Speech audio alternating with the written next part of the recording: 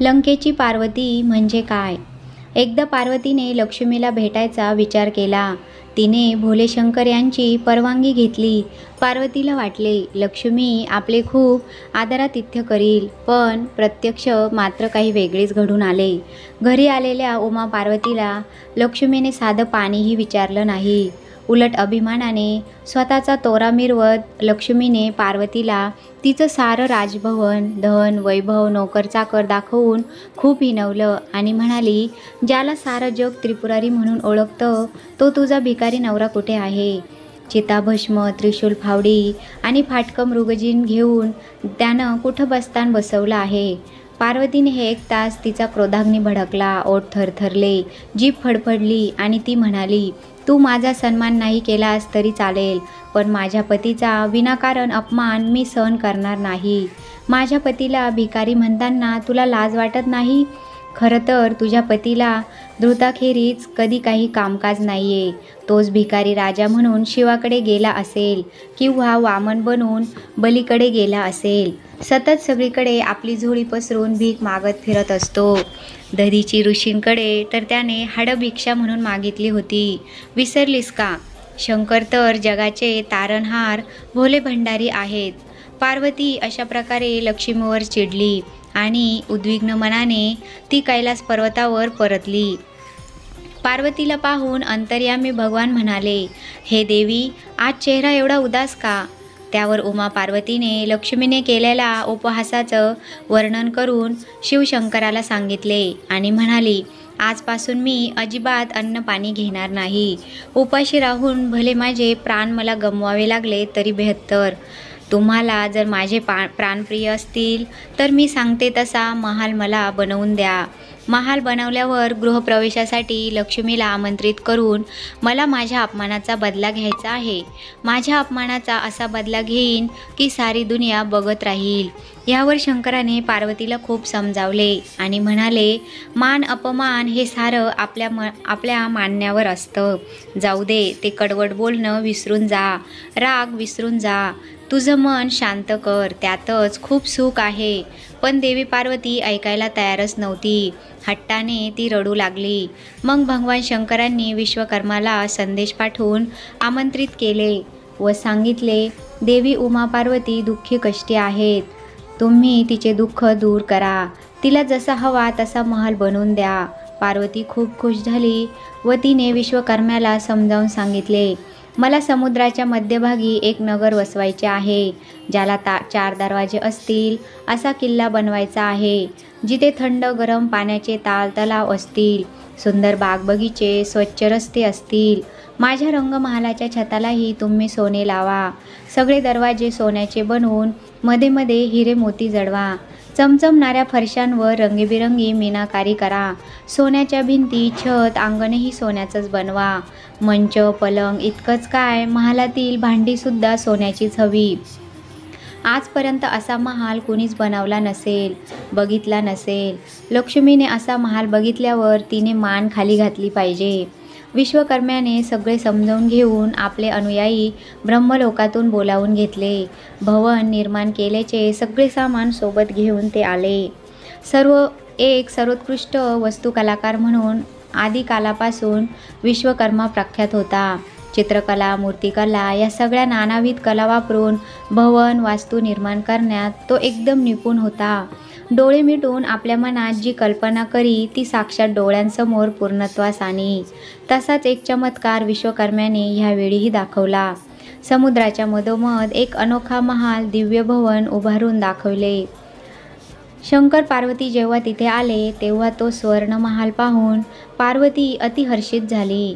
म्हणाली, माझं स्वप्न साकार झालं. माझ्या कल्पनेपलीकडे सुंदर असा हा स्वर्ण महाल बनला आहे. पार्वती शंकराला म्हणाली, हे त्रिपुरारी, याचा गृहप्रवेश करायला हवा. ह्या महालात मला एक यज्ञ करायचा आहे. सर्व देवदेवतांसोबत मला लक्ष्मीला इथे बोलवायचे आहे. तिचे आनंदाश्रू पाहून भगवान विचारात पडले. जो जितका खुश होतो तेवढे त्याचे अश्रू वाहतात. त्यांना पार्वतीचं मन मोडवलं नाही. ते तिच्या होला हो म्हणत गेले. 33 कोटी देवांना निमंत्रण दिलं गेलं. विश्रवा पंडित पूजेसाठी बोलवण्यात आले. लक्ष्मी, विष्णू, ब्रह्मा, इंद्र सगळे देव आले. समुद्राच्या मध्ये असलेला तो स्वर्णमहाल बघून सर्व खूप हर्षभरित झाले. तेव्हा लक्ष्मीच्या हाताला धरून पार्वती तिला आपल्या सोन्याच्या विटांनी बनवलेला महाल दाखवू लागली आणि म्हणाली, बघ हा चमत्कार, त्याच त्रिपुरारीचा ज्याला तू भिक्षू म्हणालीस. हा त्याच भिकाऱ्याचा महाल आहे जो बघायला आज सारी दुनिया आलीये. झरोके, खिडक्या, दरवाजे इतकंच काय, जमीनही सोन्याचीच आहे. माझ्या महालाच्या कोपऱ्या इतकीही तुझ्या महालाची आता लायकी नाहीये. शंकर म्हणाले, पार्वती, असा वृथा अभिमान करू नये. इतक्यात मंडप सजवून तयार करण्यात आला. शंकर पार्वतीने यज्ञ केला. विश्रवा ऋषी विधिविधान मंत्रपठण करीत होम, आहुती, पूजेच्या प्रत्येक क्रिया समजावून देत होते. पूर्णाहुती झाल्यावर सर्व देव देवतांनी फुलांचा वर्षाव केला. नभांगण शिवपार्वतीच्या जय जयकाराने दुमदुमू लागले. देवदेवता, योगी, ब्राह्मण, साधू, भिक्षू सगळ्यांची भोजने झाली. नंतर सगळ्यांना मानसन्मानाने दक्षिणा दिल्यावर सर्वांनी प्रस्थान केले. शेवटी शिवशंकरांनी विश्रवा ऋषींना आपल्याजवळ बोलावले व म्हणाले, आपल्या येण्याने आज आम्ही धन्य झालो.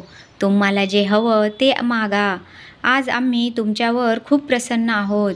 त्यावर विश्रवा म्हणाले, भगवान, तुम्ही खरंच माझी झोळी भराल? आता तुम्ही जे म्हणालात ते वचन नक्की पुरे कराल? भगवान म्हणाले, मनात कसलीही शंका आणू नका. माझे वचन पूर्ण होते असा त्रिलोकी डंका आहे. मी खरंच खूप प्रसन्न झालो आहे. आता तुम्ही मागा, तुम्हाला काय हवे ते वरदान देईन. यावर शीश झुकवून विश्रवा म्हणाले, हे भगवान, तुम्ही तुमचे वचन पूर्ण करा. मला हा सुवर्णसिंधू हवा आहे. जिथे हे सुंदर भवन उभारले आहे, हाच माझ्या मनात भरला आहे. हे ऐकताक्षणी सर्व उपस्थित आश्चर्याने पाहू लागले. पार्वतीच्या मनावर जसा वज्रपात झाला, तिच्या स्वप्नांची एका क्षणात राखरांगोळी झाली. तिने विश्रवाला शाप दिला, एक दिवस असा येईल की तुझे नामोनिशाण मिटून जाईल. कालौघात तुझी ही सुवर्णनगरी राख राख होऊन जाईल. तुझा दिवा विझून घनघोर रात्र होईल. आपल्याजवळ होतं नव्हतं ते सारं वैभव, दागदागिनेही तिने विश्रवाला ऋषींना दान करून टाकले. पार्वती निष्कांचन झाली. ह्या दंतकथेचा वास्तवाशी कदाचित संबंध असू शकेल. हे विश्रवा ऋषी म्हणजे रावणाचे पिता. पुढे कालचक्रात रामयुगात राम वनवासात असताना रावणाने सीताहरण केले. सीतेला पळवून नेत असताना तिने रामाला मार्ग कळावा म्हणून मार्गात आपले एक एक करून सगळे अलंकार उतरून टाकले. ती जेव्हा लंकेला पोचली तेव्हा तिचे श्रीधनही तिच्याकडे नव्हते. ती पण पार्वतीसारखीच निष्कांचन झाली होती. त्यावरूनच लंकेची पार्वती हा शब्द प्रचार आला आहे. वीर हनुमानाने श्रीरामाला सीतेच्या शोधात मदत करत असतानाच लंकेला जाऊन लंकेचे दहन केले आणि पुढे झालेल्या युद्धात रावण हत्येसह रावणाचा निर्वंश झाला. लंकेच्या पार्वतीचा शाप खरा ठरला. वीर हनुमानही भगवान शिवाचाच अवतार. करता करविता तोच भोळा साम. डमरूवाले बाबा तेरी लीला है न्यारी. जय भोले जय भंडारी. शिवशंकर महादेव त्रिलोचन कोई, कहे त्रिपुरारी. जय भोले जय भंडारी.